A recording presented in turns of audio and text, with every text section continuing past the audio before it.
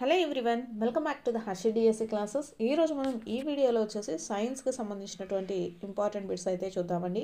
మనకు DSC notification అయితే వేయడం జరుగుతుంది కాబట్టి కంపల్సరీగా మనకు చాలా వరకు బిట్స్ అనేటివి 6th, 7th, 8th క్లాసులలో వచ్చేసి సిలబస్ అనేది ఎక్కువగా ఉందండి. కాబట్టి ప్రస్తుతానికి 6th, 7th, 8th సిలబస్ అయితే కంప్లీట్ చేయండి. మనకు 3rd, 4th, 5th క్లాస్కి సంబంధించి సిలబస్ అనేది కొంచెము 3rd class, 4th class, 5th class అనేది సిలబస్ అయితే కొంచెం తక్కువగానే అనిపిస్తూ ఉంటుంది. 6th, 7th, 8th క్లాసులలో సిలబస్ ఎక్కువగా ఉంది కాబట్టి first 6th, 7th, 8th classes అయితే కంప్లీట్ చేయండి. సో ఈ వీడియోలో వచ్చేసి మనకు 6th, 7th, 8th క్లాస్కి సంబంధించినటువంటి బిట్స్ అయితే ఈ వీడియోలో ఎక్స్ప్లెయిన్ చేసుకుందాము. వీడియో చూస్తున్న వాళ్ళు నచ్చితే తప్పకుండా అయితే లైక్ చేయండి. మీరు ఎక్కువ లైక్స్ ఇవ్వటం వల్ల ఇలాంటి మరిన్ని వీడియోస్ మీకు ముందు అయితే అప్లోడ్ చేయడం జరుగుతుంది. కాబట్టి మీకు డిఎస్సికి సంబంధించినటువంటి అన్ని వీడియోస్ కూడా మన ఛానల్లో అప్లోడ్ చేస్తామండి.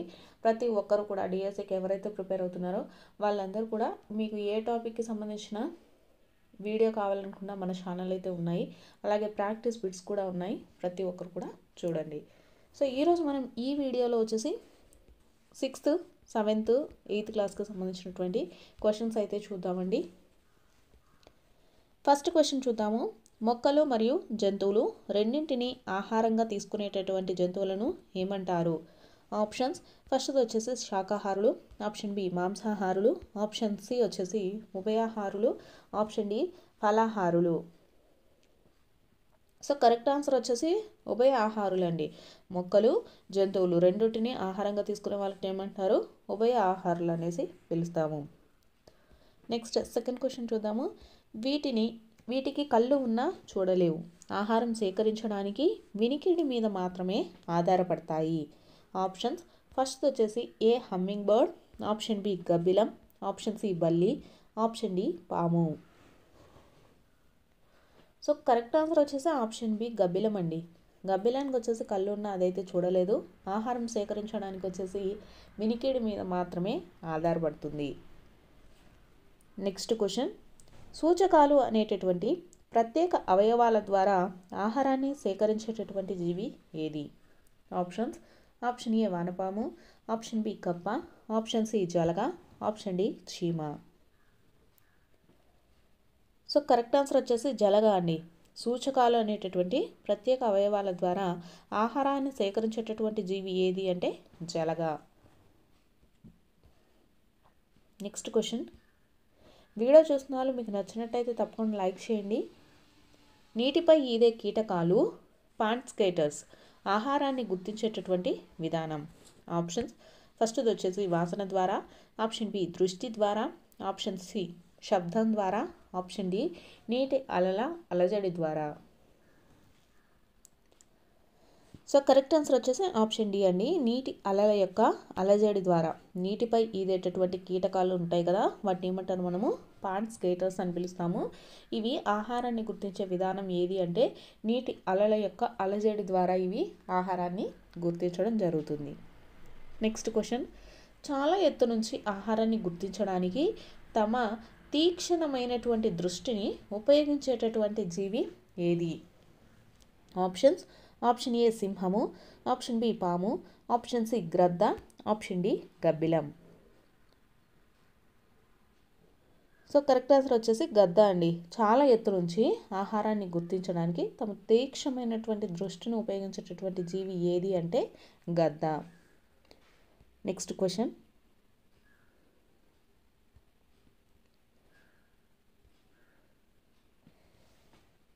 యాపిల్స్లో ఉండేటటువంటి ఆమ్లం ఏది? ఆప్షన్స్: ఫస్ట్ వచ్చేసి సిట్రిక్ ఆమ్లం, ఆప్షన్ బి టార్టారిక్ ఆమ్లం, ఆప్షన్ సి మాలిక్ ఆమ్లం, ఆప్షన్ డి ఆక్సాలిక్ ఆమ్లం. సో కరెక్ట్ ఆన్సర్ వచ్చేసి మాలిక్ ఆమ్లం అండి. మనకు యాపిల్స్లో ఉండేటటువంటి ఆమ్లం ఏది అంటే మాలిక్ ఆమ్లం. Next question. ఆకులలో ఉండేటటువంటి ఆకుపచ్చని వర్ణద్రవ్యం ఏమిటి? ఆప్షన్స్: ఆప్షన్ ఏ పత్రరంధ్రాలు, ఆప్షన్ బి హరిత రేణువు, ఆప్షన్ సి పత్రహరితము, ఆప్షన్ డి ఇవన్నీ. సో మనకు ఆకులలో ఉండేటటువంటి ఆకుపచ్చని వర్ణద్రవ్యాన్ని ఏమని పిలుస్తారండి? పత్రహరితము. సో కరెక్ట్ ఆన్సర్ వచ్చేసి ఆప్షన్ సి. Next question. స్నానాల సబ్బు తయారీలో ఉపయోగించే క్షారం. ఆప్షన్స్: ఆప్షన్ ఏ వచ్చేసి sodium hydroxide, option B potassium hydroxide, option C సున్నపు నీరు, ఆప్షన్ డి ఇవేవి కావు. సో కరెక్ట్ ఆన్సర్ వచ్చేసి పొటాషియం హైడ్రాక్సైడ్ అండి. స్నానాల యొక్క సబ్బు తయారీలో ఉపయోగించేటటువంటి క్షారం ఏది అంటే పొటాషియం హైడ్రాక్సైడ్. నెక్స్ట్ క్వశ్చన్: పత్రాలపైన ఉండేటటువంటి సూక్ష్మ రంధ్రాలను ఏమంటారు? ఆప్షన్స్: ఆప్షన్ ఏ పత్ర రంధ్రాలు, ఆప్షన్ బి వచ్చేసి lenticels, option C A and B, option D ఇవేవి కావు. సో కరెక్ట్ ఆన్సర్ వచ్చేసి పత్ర రంధ్రాలండి. పత్రాలపైన ఉండేటటువంటి సూక్ష్మ రంధ్రాలను ఏమని పిలుస్తారు అంటే పత్ర రంధ్రాలు అనేసి పిలుస్తాము. నెక్స్ట్ క్వశ్చన్: నేల యొక్క ఆమ్లతత్వాన్ని తగ్గించుటకు రైతులు పొలంలో ఏమి కలుపుతారు? ఆప్షన్స్: ఆప్షన్ ఏ నిమ్మరసము, option B calcium oxide, option C sodium chloride, option D sulphur oxide. So correct answer వచ్చేసి ఆప్షన్ బి అండి, కాల్షియం ఆక్సైడ్.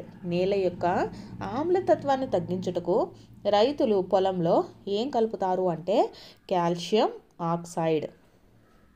నెక్స్ట్ క్వశ్చన్: ఆహారాన్ని చీల్చుటకు ఉపయోగించు పళ్ళలోని రకం. ఆప్షన్స్: ఫస్ట్ వచ్చేసి ఏ కుంతకాలు, ఆప్షన్ బి అగ్ర చర్వణకాలు, ఆప్షన్ సి చర్వణకాలు, ఆప్షన్ డి వచ్చేసి రథనికలు. So correct answer వచ్చేసి రథనికలండి. ఆహారాన్ని చీల్చుటకు ఉపయోగించు పళ్ళల్లోని రకాలు ఏది అంటే రథనికలు. నెక్స్ట్ క్వశ్చన్ వచ్చేసి బ్లాక్ గోల్డ్గా పిలువబడే సహజ వనరు. ఆప్షన్స్: ఫస్ట్ వచ్చేసి పెట్రోలియం, ఆప్షన్ బి సహజ వాయువు, ఆప్షన్ సి ముడి చమురు, ఆప్షన్ డి బొగ్గు. సో మనకు కరెక్ట్ ఆన్సర్ ఏదండి? బ్లాక్ గోల్డ్గా పిలువబడే సహజ వనరు వచ్చేసి మనకు పెట్రోలియం అండి. పెట్రోలియాన్ని మనకు బ్లాక్ గోల్డ్ అనేసి పిలుస్తాము. నెక్స్ట్ క్వశ్చన్: పెట్రోలియం యొక్క వివిధ భాగాలను వేరు చేసే ప్రక్రియను ఏమని అంటారు? ఆప్షన్స్: ఆప్షన్ ఏ అయనీకరణము, option B carbonisation, option C refining, option D lubrication. So correct answer వచ్చేసి రిఫైనింగ్ అండి. పెట్రోలియం యొక్క వివిధ భాగాలను అంటే పెట్రోలియంలో ఉండేటటువంటి మిగిలినటువంటి వాటి పదార్థాలను తీసేసేటటువంటి ప్రక్రియను ఏమని పిలుస్తారు అంటే రిఫైనింగ్ అనేసి పిలుస్తాము. నెక్స్ట్ క్వశ్చన్: ప్రకృతిలో పరిమిత పరిమాణంలో ఉండేటటువంటి పెట్రోలియం వంటి వనరులను ఏమని పిలుస్తారు? ఆప్షన్స్: ఆప్షన్ ఏ పరిమిత వనరులు, ఆప్షన్ బి తరగని వనరులు, ఆప్షన్ సి తరిగిపోయే సహజ వనరులు, ఆప్షన్ డి సహజ వనరులు. సో కరెక్ట్ ఆన్సర్ వచ్చేసి పరిమిత వనరులు అంటారండి. ఇక్కడ మనకు పెట్రోలియం కానీ బొగ్గు కానీ డీజిల్ కానీ ఇవన్నీ మనకు పరిమితం అంటే తక్కువ ధరలో అంటే మనకు తక్కువ మోతాదులోనే ఉంటాయండి. ఇవన్నీ వీటిని వచ్చేసి మనకు ఈ తక్కువ మోతాదులోనే ఉంటాయి. అలాగే వీటిని మనం ఎక్కువగా వాడుకోవడం వల్ల ఏంటంటే ఇవి మళ్ళీ తయారవ్వడానికి చాలా టైం అయితే పడుతుందన్నమాట.